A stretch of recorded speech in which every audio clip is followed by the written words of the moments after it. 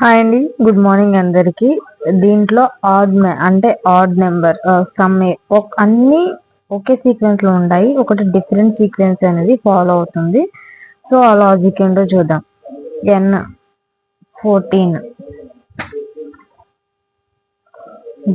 j value వచ్చి 10, sorry y value వచ్చి 25, j value వచ్చి 10, నథింగ్ బట్ 36. అంటే z తో 26 అనేది ఎండ్ అవుతుంది.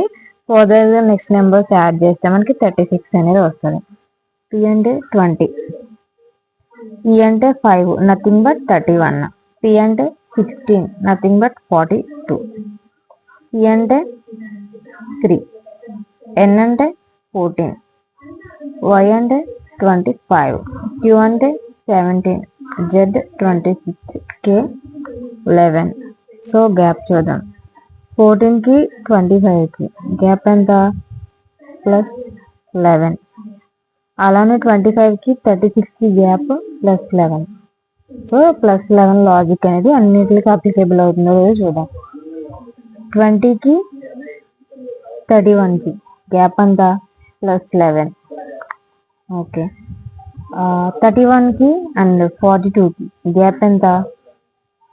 ప్లస్ 11. అలానే 3 కి 14 కి గ్యాప్ ఎంత? ప్లస్ 11. అలానే 14 కి 25 కి గ్యాప్ ప్లస్ 11.